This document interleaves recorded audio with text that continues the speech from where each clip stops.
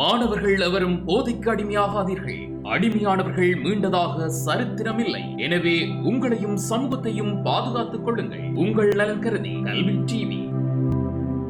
வணக்கம் மாணவ செல்வங்களே, எப்படி எல்லாரும் படிக்க ரெடியாக இருக்கிறீங்களா? ஓகே, சுகமாக இருக்கிறீங்களா? சந்தோஷமாக இருக்கிறீங்களா? அதுதான் முக்கிய தேவை.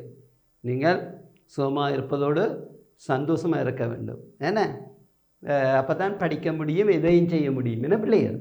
ஓகே, நன்றி. எல்லாரும் வடிவாக கவனித்து கொண்டிருக்க வேண்டும். என்ன பரீட்சைகள் கிட்டி கொண்டிருக்கின்ற என்ன சரியா பிள்ளைகள்? ஓகே, இப்போ நினைக்கிறாங்க வரலாற்றில் நாங்கள் ஐக்கிய நாடு ஸ்தாபனத்தின் பல்வேறு கட்டமைப்புகளை பார்த்து கொண்டிருக்கிறோம். எவ்வாறு பல்வேறு கட்டமைப்புகளாக துறைகளாக பிரிக்கப்பட்டு அது செய்யப்பட்டு வருகின்றது என்பதை நாங்கள் பார்த்து கொண்டிருக்கிறோம். ஏன்னா இந்த வகையில் நாங்கள் ஐக்கிய நாடு ஸ்தாபனத்தினுடைய முன்னுக்கு நாங்கள் பார்த்து இருக்கின்றோம். என்ன பாதுகாப்பு சபை பற்றி நாங்கள் பார்த்துருக்கிறோம். அது பிறகு ஐக்கிய நாடு ஸ்தாபனத்தினுடைய ஏனைய பொதுச்சபை பற்றி பார்த்து நாங்கள் என்ன அப்போ இதில் நாங்கள் பார்த்து கொண்டிருக்கிறோம். இன்றைக்கு நாங்கள் பார்க்க போகிற இந்த படங்கள் எல்லாம் கவனம் பிள்ளைகள், படத்தை போட்டு தான் கேள்விகள் கேட்கிறவர்கள் அநேகமாக என்ன. ஆகவே படங்களில் கவனமாக இருக்க வேணும். என்ன படம், அதை என்னத்தை குறிக்கின்றது என்பதெல்லாம் உங்களுக்கு தெரிந்திருக்க வேணும். சரிதானே? அப்போ நாங்கள் பொதுச்சபை பார்த்துட்டோம். அடுத்தது நாங்கள் பாதுகாப்பு சபையும் பார்த்துட்டோம். அடுத்தது இந்த பாதுகாப்பு சபையினுடைய படங்கள் எல்லாம் பார்த்துக்கொள்ளுங்க. பாதுகாப்பு சபையில் அங்கத்தவர்களுடைய தங்களுடைய வாக்குரிமையை பயன்படுத்தி எவ்வாறு கொண்டு வரப்படுகின்ற தீர்மானங்களை நிறைவேற்றுவார்கள் அல்லது தோற்கடிப்பார்கள் என்றதை இதில் நாங்கள் பார்க்கிறோம். அடுத்த இன்றைக்கு நாங்கள் பார்க்க இருப்பது பிள்ளைகள் சமூக பொருளாதார சபை. ஐக்கிய நாடு ஸ்தாபனத்தினுடைய முக்கியமான அந்த கட்டமைப்புகளில் சமூக பொருளாதார சபை பற்றி இன்றைக்கு நாங்கள் பார்க்க இருக்கின்றோம். அப்போ சமூக பொருளாதார சபை என்பது பிள்ளைகள் அதுதான் முதல் எழுத்துக்கள் தான் இங்கே போடப்பட்டிருக்கும். அது ஐக்கிய நாடு ஸ்தாபனத்தினுடைய, அதாவது ஐக்கிய நாடு ஸ்தாபனத்தினுடைய சர்வதேச நாடுகளின் ஒத்துழைப்புடன் உலக மக்களின் பொருளாதார, சமூக, கலாச்சார, கல்வி மற்றும் சுகாதார அபிவிருத்தியை ஏற்படுத்துகின்ற நோக்கமாக அடிப்படையாக கொண்டுதான் இச்சபை இயங்குகின்றது. விளங்குதா பிள்ளைகள்? அப்போ ஈகோ சாக்ஸ் என்று சொல்லுகிறார்கள். அந்த முதல் எழுத்துக்கள் economic, cultural and social organisation. விளங்குதானே? அப்போ இதுக்குள்ளே நாங்கள் பார்க்கலாம் எடுகேஷன், பொருளாதாரம் இருக்கின்றது, கல்வியும் இருக்கிறது. விளங்குத பிள்ளைகள்? அப்போ முதல் எழுத்துக்கள் தான் போடப்பட்டிருக்கும். இதனுடைய இந்த இதுகளை நீங்கள் பார்த்து கொள்ள வேண்டும். இதை போட்டு அடிக்கடி கேள்வி வராது. இந்த இந்த சின்னங்களை போட்டு விளங்குதா? இப்போ லோகோ என்று சொல்லுவோம். ரைட்.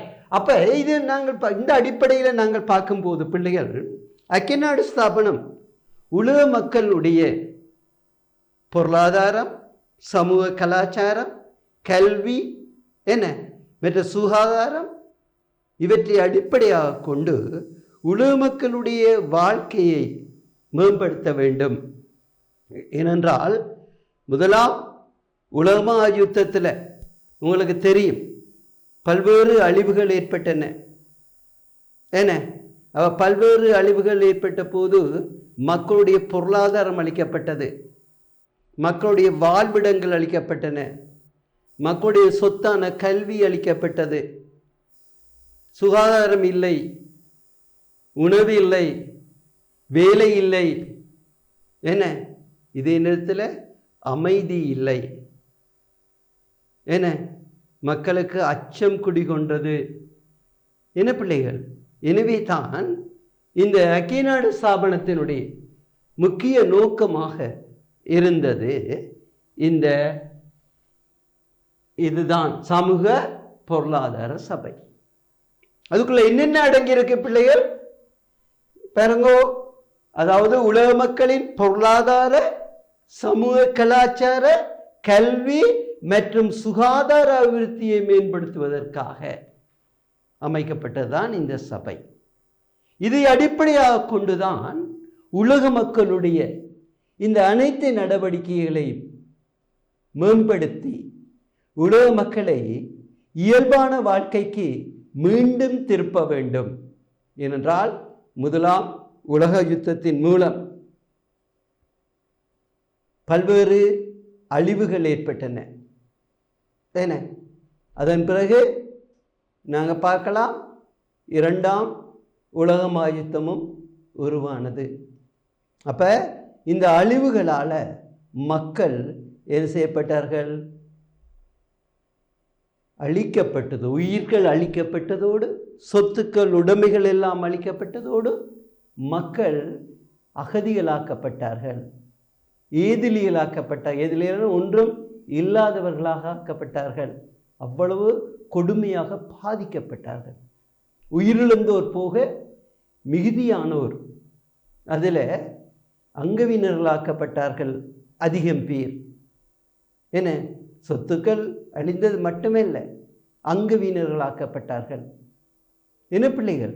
எனவே தான் இந்த சமூக பொருளாதார இந்த சபையின் மூலம் மீண்டும் மக்களுடைய வாழ்க்கையை இயல்பு நிலைக்கு கொண்டு வர வேண்டும்.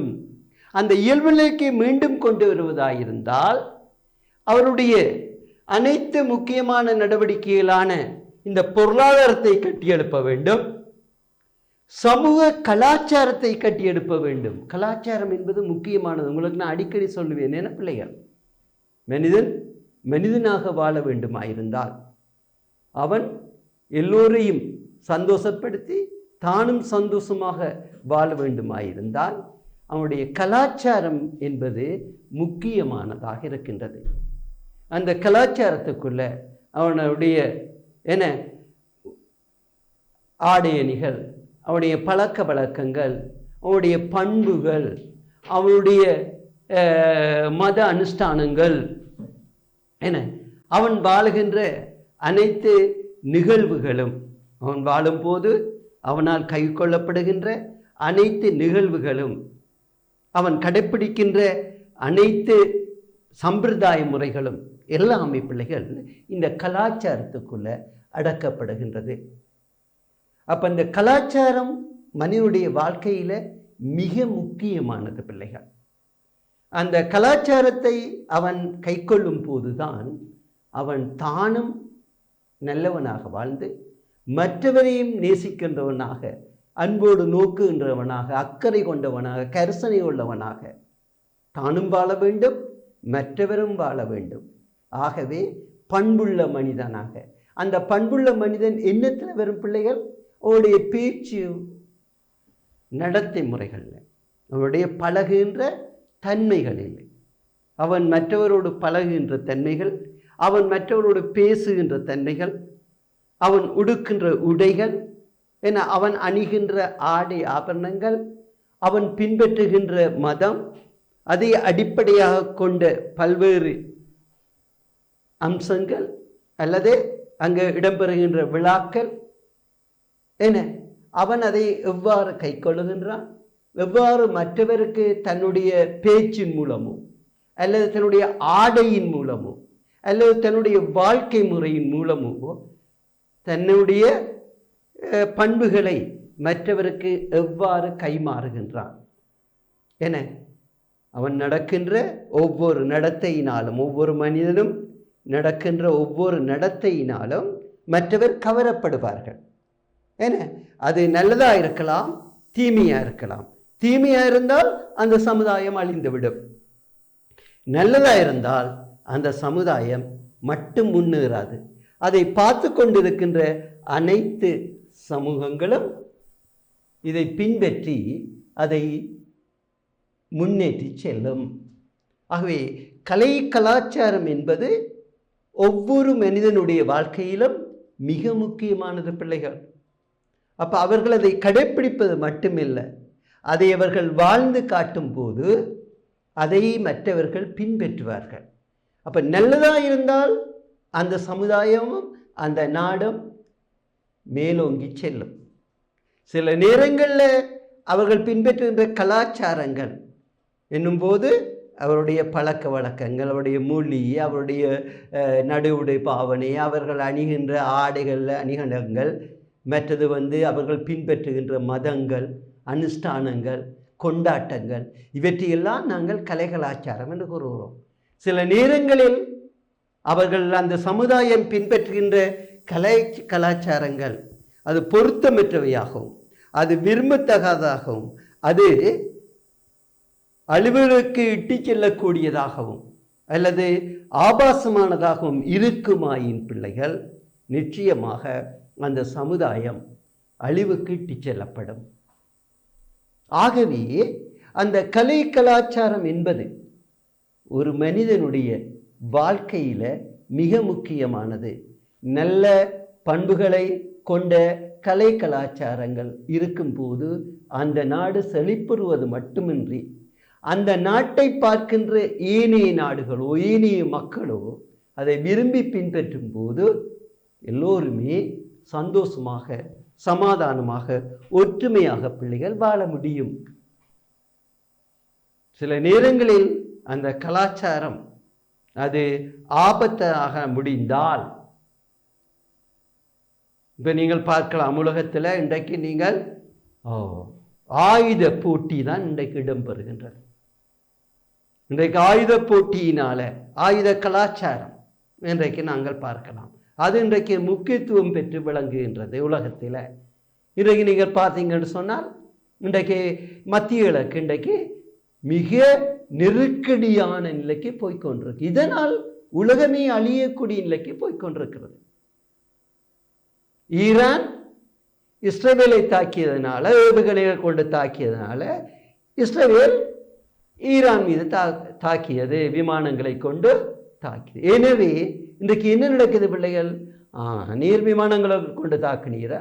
ஓகே, இன்றைக்கு அவருடைய மத உயர் தலைவர் அயத்துல்லா கொய்மனி என்பவர் உத்தரவிட்டிருக்கின்றார், ஈரானை, இஸ்ரேலை நீங்கள் தாக்குங்கள் என்று. எனவே இன்றைக்கு புதிய ஆயுதங்களை கொண்டு இஸ்ரேலை தாக்குவதற்கு இன்றைக்கு ஈரான் இன்றைக்கு தயார் நிலையில் இருக்கின்றது. எப்ப தாக்கப்படுமோ தெரியாது. அப்போ எதிர்பார்க்காத புதிய ஆயுதங்களை கொண்டு, நவீன ஆயுதங்களை கொண்டு இந்த ஈரான் தாக்குவதற்கு இன்றைக்கு முயன்று கொண்டிருக்கின்றது. ஆகவே இன்றைக்கு உலகம் அழிவுக்கு இட்டு செல்லப்போன்ற மிக மிக ஆபத்தான விளிம்பில் இன்றைக்கு இருந்து கொண்டிருக்கின்றது. அவ்வாறு தாக்கப்படுமாயின் திருப்ப இஸ்ரேல் அதை தாக்கும். இஸ்ரேல் தாக்கப்படும். இஸ்ரேலுக்கு ஆதரவாக அமெரிக்கா போருக்கு குதிக்கும். அமெரிக்கா போரில் குதிக்கும் போது ஈரானுக்கு ஆதரவாக ஈரானுடைய நண்பர்களான ஏனைய நாடுகள், சீனா என்ன முக்கியமான நாடு, ரஷ்யா, இந்த நாடுகள் ஈரானுக்கு சப்போர்ட். எனவே இது மீண்டும் ஒரு மூன்றாவது பயங்கரமான உலக யுத்தத்திற்கு இது இட்டு செல்லும். அப்போ இங்கே என்ன பார்க்குறோம் பிள்ளைகள்? ஆயுத கலாச்சாரம், நல்ல கலாச்சாரங்களை விட்டுவிட்டு அன்பான, பண்பான, மற்றவை விரும்பக்கூடிய, ஏற்று நடக்கக்கூடிய, சமாதானமான, ஒற்றுமையான என நாங்கள் கலாச்சாரங்களை பின்பற்றாமல் மத அனுஷ்டானங்களை கொண்ட என அமைதியான, பண்பான, எல்லோரும் விரும்பத்தக்க நல்ல கலாச்சாரங்களை பின்பற்றாது இன்றைக்கு நடக்கின்றது ஆயுத கலாச்சாரத்தில் நம்பிக்கை கொண்டதனால் என அநேகமான நாடுகள் ஆயுத கலாச்சாரத்தில் நம்பிக்கை கொண்டிருக்கின்றது. இந்த வகையில் நீங்கள் பார்க்க போனால் இன்றைக்கே நீங்கள் பார்க்கலாம் வடகொரியா, ஏன்னா உலக நாடுகளில் எந்த ஒரு எண்ணங்களுக்கோ அல்லது விருப்பங்களுக்கோ இடம் கொடுப்பதில்லை. என்ன இன்றைக்கு வடகொரியா முக்கியத்துவம். அதே போன்று இன்றைக்கு நீங்கள் பார்க்கலாம் ஏனைய நாடுகள், வல்லரசு நாடுகள், சீனா, ரஷ்யா, இந்த ஈரான், பாகிஸ்தான், என்ன இந்த நாடுகளெல்லாம் இன்றைக்கு ஆயுத கலாச்சாரத்தில் நம்பிக்கை கொண்டு இன்றைக்கு அணு ஆயுதங்களை சிம்பிளாக பயன்படுத்தக்கூடிய நிலையில் அவர்கள் இன்றைக்கு அந்த கலாச்சாரத்தை பின்பற்றுகின்ற நாடுகளாக இருக்கின்றன. எனவே அது என்ன செய்யும்? உலகை சாம்பல் மேடாக்கும். அதை விட்டுவிட்டு நாங்கள் இந்த ஐக்கிய நாடுகள் சொல்லுகின்ற மக்களுடைய பொருளாதாரத்தை, மக்களுடைய கல்வியை, மக்களுடைய கலாச்சாரத்தை, மக்களுடைய சுகாதாரத்தை மேம்படுத்தக்கூடிய இந்த கலாச்சாரங்களை கைக்கொள்ளுமாயின் நாடுகள் ஒற்றுமையாக வாழ்வது மட்டுமல்ல, சுபீட்சமாக சந்தோஷமாக மக்கள் அமைதியாக நிம்மதியாக வாழ முடியும். எனவேதான் பிள்ளைகள், இந்த ஐக்கிய நாடு ஸ்தாபனம் இந்த சமூக பொருளாதார கலாச்சாரத்தை கட்டி எழுப்புவதற்காக இன்றைக்கு முயன்று கொண்டிருக்கின்றது. அதன் அடிப்படையில் இதில் 54 நாடுகள் அங்கத்துவ நாடுகளாக இருக்கின்றன. இதனுடைய உறுப்பினர் காலம் 3 வருடங்கள் ஆகும். அப்போ இந்த சபையில் உறுப்பினராக இருப்பதற்கு 3 வருடங்கள் இருக்கலாம் அவர்கள். அப்போ இதில் 52 நாடுகள் அங்கத்துவ நாடுகளாக இருந்து கொண்டு இந்த உலக நாடு மக்களுடைய பொருளாதாரத்தை, சமூக கலாச்சாரத்தை, கல்வியை, சுகாதாரத்தை மேம்படுத்துவதற்காக இன்றைக்கு பணியை மேற்கொண்டு வருகின்றது. சரியா? இதனால உலக மக்களுக்கு ஒரு நம்பிக்கையையும் கொடுத்து கொண்டிருக்கின்றது. இதனுடைய பணியை மேற்கொள்வதற்காக அது பல்வேறு சபைகளுடன் அல்லது நிறுவனங்களுடன் இணைந்து செயலாற்றுகின்றது. ஏனென்றால் பல்வேறு பணிகளை மேற்கொள்ள வேண்டியிருக்கின்றது. பொருளாதாரத்தை, கல்வியை, சுகாதாரத்தை, கலாச்சாரத்தை கட்டியெழுப்ப வேண்டும். எனவே அதற்கு தேவையான உதவிகளையும் அதே நேரத்தில் அதற்குரிய வளங்களையும் அதே நேரத்தில் அதை மேற்கொள்ளக்கூடிய ஆளணியையும் பெற்றுக்கொள்ள வேண்டியது அவசியமாக இருக்கின்றது. எனவே தான் அது பல்வேறு நிறுவனங்களுடன் இணைந்து செயலாற்றி கொண்டிருக்கிறது. அந்த வகையில் நாங்கள் பார்த்தோம் என்று சொன்னால், சர்வதேச தொழிலாளர் அமைப்பு, உணவு விவசாய ஸ்தாபனம், ஐக்கிய நாடுகளின் கல்வி, விஞ்ஞானம் மற்றும் கலாச்சார ஸ்தாபனம் யுனெஸ்கோ, சர்வதேச நாணய நிதியம் IMF என, அடுத்தது உலக சுகாதார ஸ்தாபனம் என, உலக ஹெல்த் ஆர்கனைசேஷன், ஐக்கிய நாடு ஸ்தாபனத்தின் சிறுவர் நிதியம் UNICEF என்பன இவற்றோடு இணைந்து இந்த பணியை ஆற்றுகின்றது. என்ற இவர்களெல்லாம் தேவை, இவருடைய உதவிகள் தேவை, இந்த நிறுவனங்களுடைய ஆளணியினர் தேவை, இந்த நிறுவனங்களுடைய ஆலோசனைகள் தேவை, இந்த நிறுவனங்களுடைய செயற்பாடுகள் அவசியமானது. இந்த நிறுவனங்களிடம் இருந்து பல்வேறு நிதி உதவியை மட்டுமல்ல, அது சம்பந்தமான சிறப்பான உதவிகளை பெற்றுத்தான் இந்த உலக நாடுகளினுடைய மக்களுடைய பொருளாதாரத்தை கட்டியெழுப்ப வேண்டும், சமூக கலாச்சாரத்தை கட்டியெழுப்ப வேண்டும், கல்வியை கட்டியெழுப்ப வேண்டும். இந்த பணிகளை மேற்கொள்வது உறுதியாகவும் அது வெற்றிகரமாகவும் அமைய வேண்டுமாயிருந்தால் இந்த நிறுவனங்களுடைய உதவியை பெற வேண்டியது அவசியமாக இருக்கின்றது. எனவேதான் இந்த ஐக்கிய நாடு ஸ்தாபனத்தினுடைய இந்த சமூக பொருளாதார கலாச்சார இந்த நிறுவனமானது இந்த நிறுவனங்களுடைய உதவியை பெற்று இயங்கி செயற்பட்டு கொண்டு இருக்கின்றது. சரியா? அப்போ ஐக்கிய நாடு ஸ்தாபனத்தினுடைய பொருளாதார சபையினுடைய முக்கியமான நோக்கம் என்ன, அதனுடைய பணிகள் என்ன, அது எவ்வாறான சபைகளோடு இணைந்து அல்ல நிறுவனங்களோடு இணைந்து தங்களுடைய பணியை நிறைவேற்றுகிறது என்றால் இந்த முறையில். சரியா பிள்ளைகள்? இப்போ விளங்குதா? இப்போ கவனமாக இருக்க வேணும். அப்போ ஐக்கிய நாடு ஸ்தாபனத்தினுடைய பொருளாதார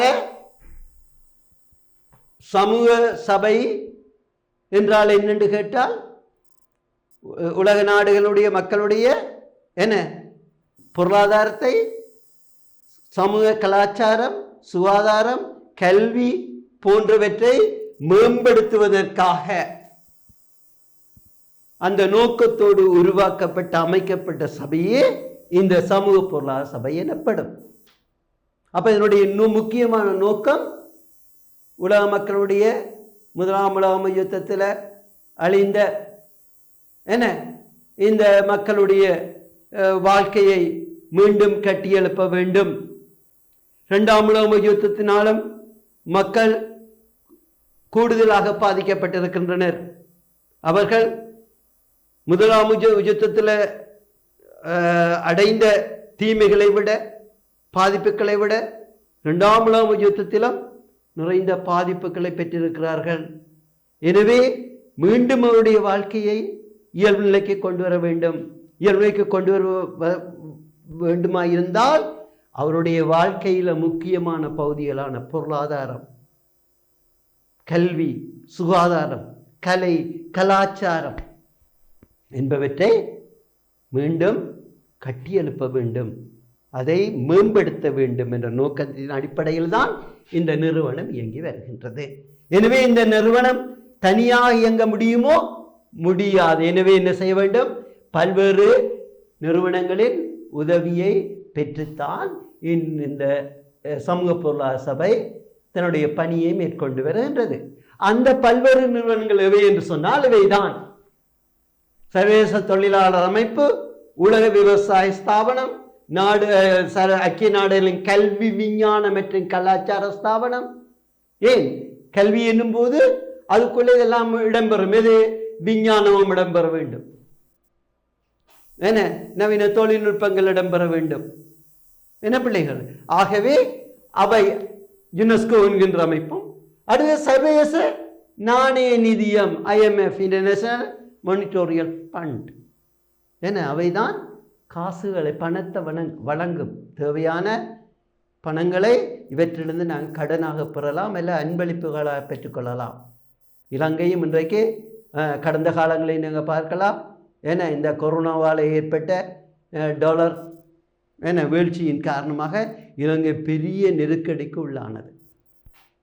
என்ன பொருளாதாரம் வீழ்ச்சி அடைந்து போனதுன்றால் டாலரினுடைய மதிப்பு குறைந்து கொண்டு போனதனால். எனவே இலங்கை ஒரு ஏழ்மை நாடாக, உலகத்தில் இருக்கின்ற ஏழ்மை நாடுகள் ஒரு நாடாக மாற்றப்படுகின்ற அபாயகரமான நிலைக்கு சென்று கொண்டு இருந்தது.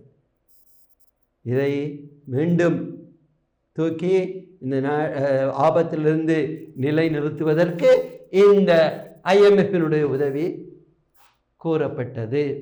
என ஆகவே IMFனுடைய உதவி பெறப்பட்டதனால் இன்றைக்கும் புதிய அரசு கூட IMFோட தொடர்பு கொண்டு இன்றைக்கு எங்களுடைய நிதி நிலைமைகளை எடுத்துக்கூறி எங்களுடைய பொருளாதாரத்தை மற்றும் சமூக கலாச்சார விடயங்களையும் கட்டியெழுப்புவதற்காக இன்றைக்கு முயன்று கொண்டு இருக்கின்றது.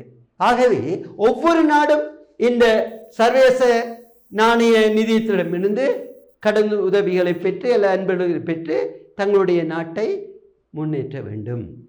அப்போ இதுவும் முக்கியமானது. அடுத்தது உலக சுகாதார ஸ்தாபனம். நான் முன்னுக்கு சொல்லியிருக்கிறேன் பிள்ளைகளுக்கு, மக்கள் சுகமாகவும் சுத்தமாகவும் வாழ வேண்டுமாயிருந்தால் நோய் நொடியின்றி மக்கள் சுகமாக வாழ வேண்டும். அதே நேரத்தில் நோய் நொடிகள் அவர்களை தாக்காதபடிக்கு, அவர்களை பற்றி கொள்ளாதபடி சுத்தமாக வாழ வேண்டும். எனவே அவருடைய சுகாதார முறைகளில் கூடிய கவனம் செலுத்த வேண்டுமாயிருந்தால் அந்த நாடு உலக சுகாதாரத்தின் நிறுவனத்தினுடைய உதவியை பெறுவது அவசியமாகும். ஒன்று, நாட்டுக்கு தேவையான அந்த மருந்து வகைகளை பெற்றுக்கொள்வது. அடுத்தது, அந்த புதிய நோய்கள் இடம்பெறும் போது, உலகத்தை மக்களை தாக்கும் போது அவற்றை கண்டறிந்து ஆராய்ச்சி செய்து அதற்கான மருந்துகளை கண்டுபிடித்து மக்களை பாதுகாப்பது. இந்த கொரோனாவால் வந்ததுனால இன்றைக்கு உலகமே அழிவுக்கு போனது, ஒரு மாதிரி காப்பாற்றப்பட்டு விட்டது. எவ்வாறு? இந்த உலக சுகாதார ஸ்தாபனத்தினுடைய ஆராய்ச்சி, அந்த நோய் பற்றிய ஆராய்ச்சிகளும் அதற்கான மருந்துகளை கண்டுபிடிப்புகளும் அதன் பிறகு அந்த மருந்துகளை உலக நாடுகளுக்கு உலக மக்கள் அனைவருக்கும் பகிர்ந்தளித்து அந்த நோயிலிருந்து மக்களை காப்பாற்றுவதும் இந்த உலக சுகாதார ஸ்தாபனம் தான். எனவே உலகுக்கு தேவையான, உலக மக்களுக்கு தேவையான மருந்து சிகிச்சை முறைகளை வழங்குவது மட்டுமன்றி அது என்ன செய்யும்? புதிய புதிய நோய்கள் உருவாகும் போது அந்த நோய்களை பற்றிய ஆராய்ச்சிகளில் ஈடுபட்டு அந்த நோய்களை கட்டுப்படுத்துகின்ற நடவடிக்கைகளில் ஈடுபட்டு புதிய மருந்துகளை கண்டுபிடித்து அதை உடனடியாக மக்களுக்கு வழங்க வேண்டும். இல்லையே மனித சமுதாயம் அழிந்துவிடும். ஆகவே அதற்கு உலக சுகாதார ஸ்தாபனம் மிக முக்கியமாக இருக்கின்றது. ஏற்கனவே இருக்கின்ற நோய்களுக்கு, வலிமையான நோய்களுக்கு மருந்து மாத்திரைகளை வழங்குவது மட்டுமின்றி, ஆலோசனை வழங்குவது மட்டுமின்றி, புதிதாக உருவாகின்ற இன்றைக்கு நீங்கள் பார்க்கலாம் வைரஸ், பல்வேறு விதமான வைரஸ் நோய்கள். ஏன்னா இன்றைக்கு உலகத்தில் அடிக்கடி ஏதோ ஒரு நாட்டில் இடம்பெற்று கொண்டிருக்கும். அது மக்களை அழித்து கொண்டிருக்கும். இந்த வைரஸின் அடிப்படை தான் உலக புகழ்பெற்ற இந்த கொரோனா. என்ன இன்றைக்கு அதை விட மேலும் புதிய வைரஸ்கள் எல்லாம் பரவி கொண்டிருக்கும். இன்றைக்கு எய்ட்ஸ் கொஞ்ச நாள் முதல் உலகத்தை ஆட்டி படைத்தது. இன்றைக்கும் அது இருந்து கொண்டு தான் இருக்கின்றது. ஏன்னா அதேமாரி மலேரியா, டெங்கு போன்றவையெல்லாம் உலகத்தை ஆட்டி படைக்கின்ற கொடிய நோய்களாக இருந்தது. அதுக்கு முதல் போலியோ அப்படி இப்படியை விட இந்த வைரஸ் நோய்கள். எனவே இவற்றிலிருந்து மக்களை பாதுகாப்பதும் அதற்கான மருந்துகளை கண்டுபிடித்து மக்களுக்கு விநியோகிப்பதும் புதிய வருத்தங்கள் தொத்தாதபடி மக்களை பாதுகாத்துக் கொள்வதும் இந்த உலக சுகாதார நிறுவனத்தினுடைய முக்கியமான பணியாக இருக்கின்றது பிள்ளைகள். எனவே அந்த வகையில் இந்த உலக சுகாதார நிறுவனத்தினுடைய உதவியை ஐக்கிய நாடு ஸ்தாபனம் பெற்று இந்த உலக மக்களை சுத்தமாகவும் சுகமாகவும் வாழ வைக்கின்ற முக்கியமான பணியை மேற்கொண்டு வருகின்றது. சரியா பிள்ளைகள்? அடுத்து நாங்கள் பார்க்கின்றோம் ஐக்கிய நாடு சர்வதேச சிறுவர் நிதியம் யுனிசெஃப். இதுவும் மிக அவசியமானது. அப்போ சர்வதேச சிறுவர் நிதியம் என்னும் போது அதுக்குள்ள சிறுவர் உரிமையும் முக்கியம். ஒன்று சிறுவருடைய பாதுகாப்பு, அதற்கான நிதியங்கள் அவசியமானது. பாதுகாப்பு என்னும்போது உடல் ரீதியான பாதுகாப்பு மட்டுமல்ல, உள ரீதியாகவும் அவர்களுக்கு பாதுகாப்பு தேவை. அதே நேரம் சிறுவர்களை நோய் நொடிகள் தாக்காதபடி அவர்களை பாதுகாத்து கொள்ள வேண்டும். என்ற சிறுவர்களுக்கு விசேடமாக வலிமையான நோய்கள் எல்லாம் இருக்கின்றது. போலியோ, அம்மை என்று பல்வேறு நோய்கள் இருக்கின்றன. அதை விட புதிய நோய்கள் எல்லாம் உருவாகி கொண்டிருக்கிறது. எனவே அவற்றிலிருந்து சிறுவரை பாதுகாக்க வேண்டும் ஒரு பக்கத்தால். அடுத்தது சிறுவர்களுக்கு ஏற்படுகின்ற நோய்களில் இருந்து அவர்களை மீட்டு கொள்ள வேண்டும் இன்னொரு பக்கத்தால். அடுத்தது சிறுவர்களுக்கு அந்த நல்ல போஷாக்கான உணவு வகைகளை வழங்க வேண்டும். அதற்கான முயற்சிகளை மேற்கொள்ள வேண்டும். அடுத்தது சிறுவர்களுக்கு நல்ல தேக ஆரோக்கியம் உள்ளவர்களாக வாழ்வதற்கு வழி செய்ய வேண்டும்.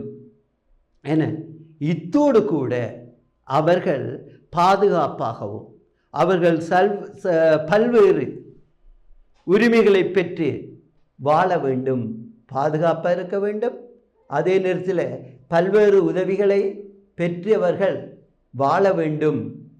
ஆகவே சிறுவர் உரிமை என்ற ஒரு பகுதியை சட்டத்தை ஏற்படுத்தி சிறுவர்களுக்கு என்னென்ன கிடைக்கப்பெற வேண்டும், அவர்களுக்கு என்னென்ன உரிமைகள் உண்டு, அவர்கள் எவ்வாறு பாதுகாப்பாக வாழ வேண்டும், அவர்களை யாருமே துன்புறுத்தக்கூடாது என்ற சட்ட வரைவுகளை எல்லாம் போட்டு, சிறுவர் உரிமைகள் என்ற சட்ட வரைவுகள் எல்லாம் போட்டு அது உலகம் முழுக்க அதை விநியோகித்து அதை செயற்படுத்தி இந்த சிறுவர்களை, உலக சிறுவர்களை பாதுகாக்க வேண்டும். அவர்களை சுகமாகவும் சுத்தமாகவும் அதே நேரத்தில் நோய் நொடி தொத்தாத அதே நேரத்தில் அவர்களுக்கு தேவையான அனைத்தையும் வழங்கி அவர்களுக்கு கல்வி அறிவை ஊட்டி அவர்களுக்கு நல்ல கலாச்சாரங்களை கொடுத்து அவர்களுக்கு நல்ல வாழுகின்ற நல்ல மகிழ்ச்சியான சூழ்நிலையை ஏற்படுத்தி அவர்களை எந்த ஒரு பாதிப்பும் ஏற்படாத வகையில் அவர்கள் நிம்மதியாகவும் சுபீட்சமாகவும் வாழக்கூடிய சகல வழிகளை அது சட்ட ரீதியாக அது சிறுவர் உரிமை என்ற அடிப்படையிலும் அவர்களை வாழச் செய்ய வேண்டும் என்பதற்காகத்தான் இந்த சிறுவர் யுனிசெஃப் சிறுவர் நிதியம் இடம்பெற்று கொண்டிருக்கிறது, அது செயற்பட்டு கொண்டிருக்கிறது. எனவே அவற்றினுடைய உதவிகள் எல்லாம் பெற்று இந்த சமூக பொருளாதார இந்த சபையானது செயற்பட்டு கொண்டு வருகின்றது. பார்த்தீங்களோ? அப்போ ஒன்று எல்லா விதமான உதவிகளையும் பெற்றுத்தான் எல்லோரிடம் இருந்தது, முக்கியமாக எல்லோரிடம் இருந்தது. நீங்கள் பார்க்கலாம், பாருங்க, வேலை செய்வதற்கு தொழிலாளர் வேணும். அந்த தொழிலாளர்கள் நல்ல பலமாக இருக்க வேண்டும், நோய் நொடியற்று இருக்க வேண்டும், நல்ல அறிவு படைத்தவர்களாக இருக்க வேண்டும், உடல் ஆரோக்கியம் உள்ளவர்களாக இருக்க வேண்டும். என்ன? ஆகவே அந்த தொழிலாளர்களை உலகத்திலிருந்து பெறும்போது அந்த அமைப்பிட்ட இருந்து உதவிகளை பெற வேண்டும். பெற்றுத்தான் நாட்டை பொருளாதார, சமூக, கலாச்சார மற்றும் அனைத்து வழிகளிலும் வளர்ச்சியடைய செய்ய முடியும். எனவே இது இந்த உலக சுகாதார தொழிலாளர் அமைப்பின் உதவி பெறுகின்றது.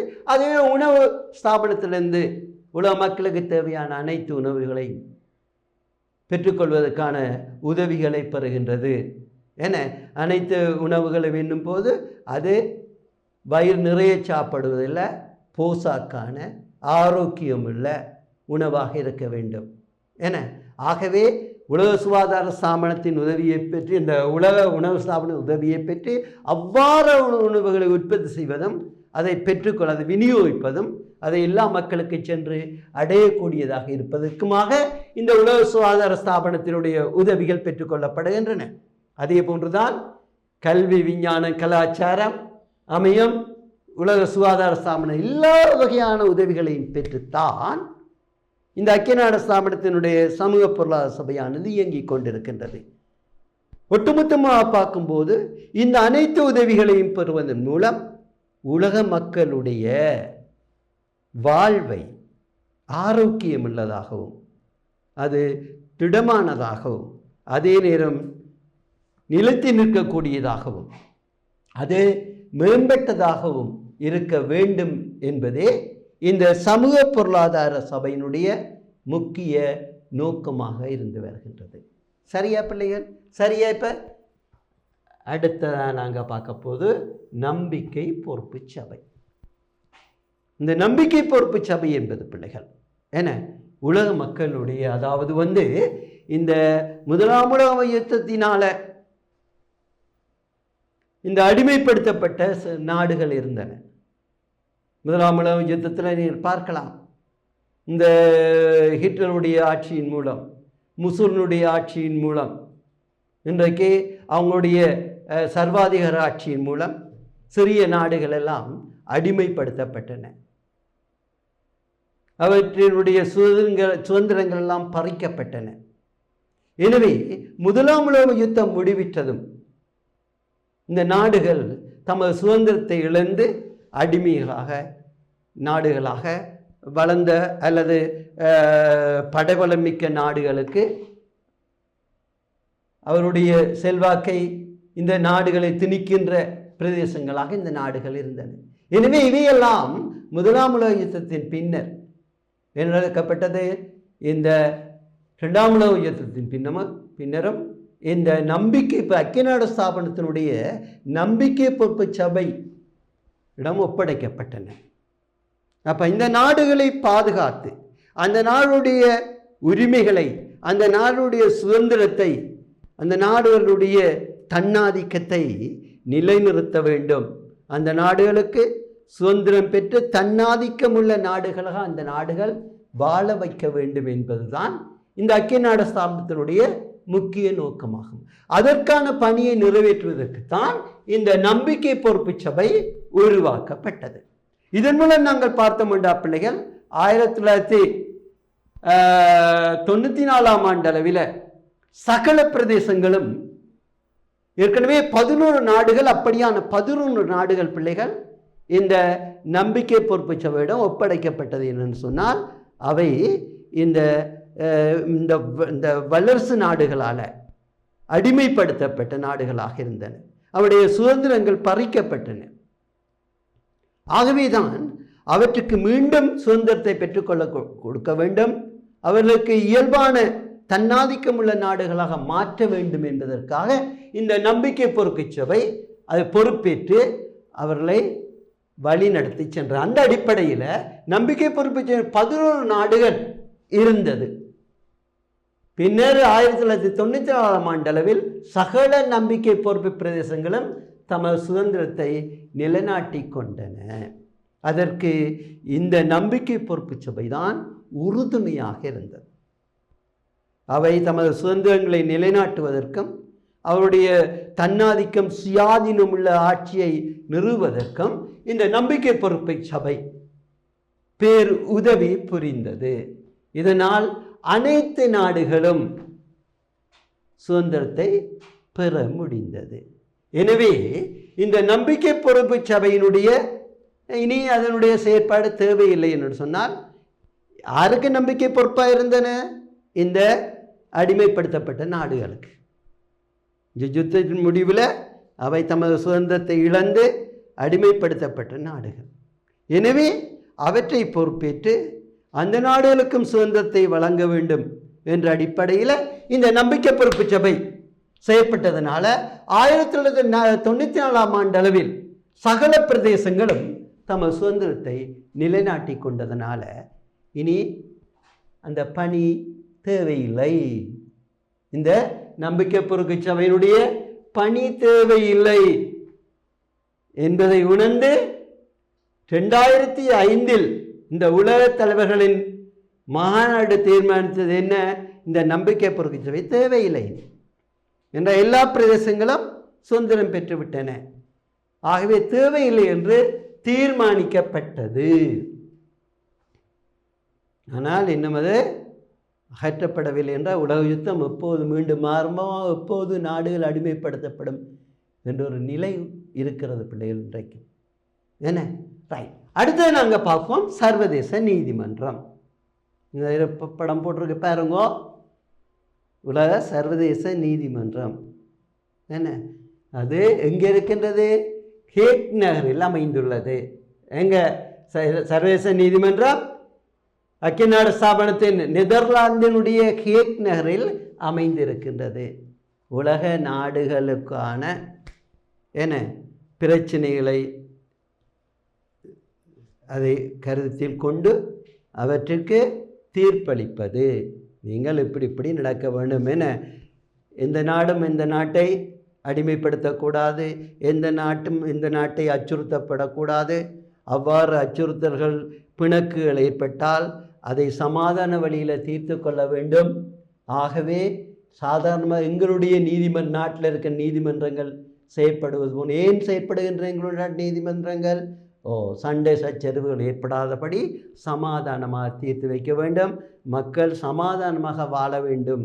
யாரும் யாரையும் அடிமைப்படுத்தக்கூடாது, யாரும் யாரையும் விரட்டக்கூடாது, யாரும் யாரையும் ஏமாற்றக்கூடாது என்ற நோக்கத்தின் அடிப்படையில் எமது நீதிமன்றங்கள் இடம்பெறுவது போன்று எல்லோரும் சமாதானமாக அமைதியாக வாழ வேண்டும், நேர்மையாக வாழ வேண்டும், ஒழுக்கமாக வாழ வேண்டும். என மற்றவருக்கு எந்த விதமான இடைஞ்சலையும் கொடுக்காதபடி ஒவ்வொருவரும் வாழ்ந்து கொள்ள வேண்டும். அதே நேரத்தில் அவருடைய பாதுகாப்பும் ஒவ்வொருடைய பாதுகாப்பும் அவசியமானவை. என சட்டங்களும் செயற்படுத்த வேண்டும். அதாவது எல்லோரும் ஒழுங்காக எந்த நிறுவனமாக இருந்தாலும், எந்த சபையாக இருந்தாலும், எந்த மனிதனாக இருந்தாலும் ஒழுங்காக அவர் செயற்பட்டு கொண்டு போக வேண்டும். அது நிறுவனமாக இருக்கலாம், தனி மனிதனாக இருக்கலாம், நாடாக இருக்கலாம். ஒழுங்காக எல்லோரும் விரும்பத்தக்க வழியில் எல்லோரையும் பாதுகாத்து கொண்டு நடக்க வேண்டுமாயிருந்தால் சட்டங்கள் அவசியமானவை. எங்கே சட்டங்கள் இல்லையோ அங்கே குழப்பங்கள் எல்லாம் ஏற்படும். சட்டங்கள் போடப்படுவதாயிருந்தால் ஏன் போடப்படுகின்ற சட்டங்கள்?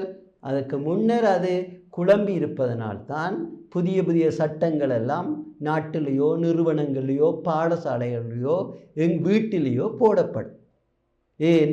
நாங்கள் ஒழுங்கில்லாமல், நாங்கள் மற்றவருக்கு இடைஞ்சலாக அல்லது பிரச்சனைகளை ஏற்படுத்துபவர்களாக எங்களுடைய செயற்பாடுகள் அமையும் போது அங்கே புதிய புதிய சட்டங்கள் உருவாக்கப்படும். அது நாடாக இருந்தான, உலகமாக இருந்தான, எமது வீடாக இருந்தான, பாடசாலையாக இருந்தது. என்ன சட்டம் போடுறார், என்ன விதன்ற ஏன் சட்டங்கள் வருது என்றால் அதை மாலை தான் நாங்கள் துஷ்பிரயோகங்கள் செய்வதனால், நாங்கள் பொறுப்பேற்றவர்களாக நடப்பதனால், நாங்கள் அலட்சிய போக்குடையவர்களாக நடப்பதனால் தான் பிள்ளைகள் எங்கும் சட்டங்கள் உருவாகின்றன.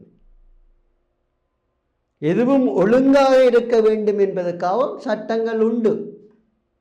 ஒழுங்காக செயற்பட வேண்டும், நாங்கள் நல்லவர்களாக இருக்க வேண்டும், நாங்கள் மற்றவர்களையும் மதித்து வாழ வேண்டும், எம்மை பாதுகாப்பது போல மற்றவரையும் பாதுகாக்க வேண்டும், எல்லோரும் அமைதியாகவும் சந்தோஷமாகவும் வாழ வேண்டும் என்பதற்கு தான் சட்டங்கள் ஒழுங்குகள் எல்லாம் இருக்கின்றன. அவை மீறப்படும் போது பிள்ளைகள் அவை அலட்சியம் செய்யப்படும் போது பிள்ளைகள் தான் புதிய புதிய சட்டங்கள் எல்லாம் போடப்படும். ஆகவே நாங்கள் என்ன புதிய புதிய சட்டங்கள் எல்லாம் வருது, என்ன இதண்டது என்று நாங்கள் சலித்து கொள்ளக்கூடாது. ஏன் வந்தது? அது எங்களால் தான் வருது. நாங்கள் முன்னிருந்த சட்டங்களை இதுகளெல்லாம் ஒழுங்காக கடைப்பிடித்து, அது வீடாக இருந்தானே, பாடசாலையாக இருந்தானே, அது எந்த நிறுவனமாக இருந்தானே, நாங்களாக அந்த முன்னிருந்த சட்டங்களை கடைப்பிடித்து வாழ்ந்திருந்தால் புதிய சட்டங்கள் வர வேண்டிய அவசியமில்லை. ஏன்னா அது சில நேரங்களில் வேணுமென்று மக்களை அடக்குவதற்காக புதிய சட்டங்கள் வரலாம், அதை விடுங்கோ. ஆனால் சட்டங்கள் போடப்படுவது ஒழுங்காக நடப்பதற்கு. அது மீறப்படும் போது புதிய புதிய சட்டங்கள் எல்லாம் வந்து அதை அடக்க பார்க்கும். எனவே அதே போன்றுதான் இந்த உலகத்தில் நாடுகளுக்கிடையே ஏற்படுகின்ற பிரச்சனைகளை தீர்ப்பதற்கும், அதே நேரத்தில் இந்த ஐக்கிய ஸ்தாபனத்துக்குள்ள இருக்கின்ற இந்த பல்வேறு துறைகள் நிறுவனங்களுக்கு தேவையான சட்ட அமைப்புகளை ஏற்படுத்தி கொடுப்பதற்கும், அதுகளுக்கு தேவையான அந்த நிறுவனங்களுக்கு தேவையான சட்ட அமைப்புகளை உருவாக்கி கொடுப்பதற்கும், ஆலோசனை வழங்குவதற்கும், அவ்வாறு இயங்க வேண்டும் என்பது, அதே நாடுகளுக்கிடையே ஏற்படுகின்ற பல்வேறு பிணக்குகளை தீர்ப்பதற்கும், அது கூடுதலாக பேச்சுவார்த்தை சமாதானத்தின் மூலம் தீர்த்து கொள்வதற்கும், இந்த தீர்ப்புகளையும் ஆலோசனைகளையும் வழங்குவதற்காகத்தான் இந்த சர்வதேச நீதிமன்றங்கள் அமைக்கப்பட்டிருக்கு. சரி, இதனுடைய விளக்கத்தை அடுத்த வகுப்பில் உங்களுக்கு என சொல்லித்தரும் வரை உங்களிடமிருந்து விடைபெறுகின்றேன். அடுத்த வகுப்பில் உங்களை சந்திக்கும் போது இதற்குரிய மேலதிக விளக்கங்களை தருவேன் என்று கூறி உங்களிடம் விரைவிடும் ஆசிரியர் நான் எம் இக்னேசியஸ் பிள்ளைய. வணக்கம், நன்றி. கவனமாக படிக்கணும், விருப்பத்தோடு நல்லா படிக்கணும். இதுதான் நாங்கள் உங்கள்கிட்ட இருந்து எதிர்பார்ப்பது. என்ன? ஓகே, நன்றி. கல்வி டிவியில் புத்தம்புது நிகழ்ச்சிகளை உடனுக்குடன் பார்த்து மகிழ